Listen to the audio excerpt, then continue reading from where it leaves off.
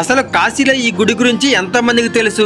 ప్రతిరోజు పెరగాల్సిన శివలింగం సంవత్సరానికి నువ్వు గింజంత సైజు పెరుగుతుంది. హలో గాయ్స్, నేను మీ విక్రమ్ విహారీ. ప్రెజెంట్ కాశీలో ఉన్నాము. ఈ రోజు ఒక ఇంపార్టెంట్ ప్లేస్ కి అయితే వెళ్తున్నాం. మనతో పాటు మన సబ్స్క్రైబర్స్ కూడా తీసుకెళ్తున్నాం. ఇప్పుడు మనం వెళ్తున్న ఏరియా గుడి వచ్చేసరికి కాశీలో పాండే హవేలీ బెంగాల్ టోలా ఇంటర్ కాలేజ్ పక్కనే ఉన్న తిలాబండేశ్వర స్వామి గుడి. అసలు ఈ ఒక్క గుడిలోనే మనం 50 మంది దేవుళ్ళని దర్శించుకోవచ్చు. ఆ ఇంపార్టెంట్ శివలింగం దర్శనానికి ముందు కాలభైరవ స్వామి దర్శనం ముందు మనం ఒక శనీశ్వరుడి దగ్గరికి అయితే వెళ్తాము.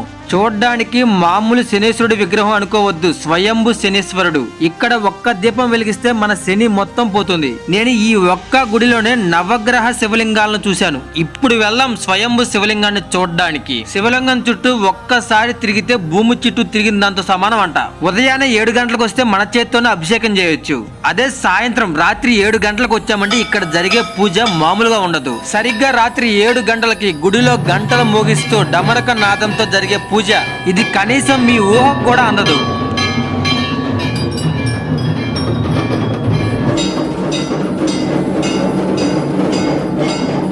అసలు శివలింగం ప్రతి సంవత్సరం నువ్వు గింజ సైజు పెరగాల్సింది. అయితే ఆది శంకరాచార్యులు గారే స్వయంగా వచ్చి శివలింగానికి ఎదురుగా అమ్మవారి విగ్రహాన్ని ప్రతిష్ఠించారు. అప్పటి నుంచి ప్రతిరోజు కాకుండా సంవత్సరానికి నువ్వు గింజ సైజు పెరుగుతుందంట. మీరు శివలింగం దగ్గర నుంచి చూస్తే మీకు అదంతా అర్థమవుతుంది. అడ్రస్ గుర్తు పెట్టుకోండి, కాశీలో పాండే హవేలీ పక్కనే ఉన్న తిలాబండేశ్వర స్వామి గుడి. ఫుల్ వీడియో మన విక్రమ్ విహారీ యూట్యూబ్ ఛానల్ లో ఉంది, చూసేయండి.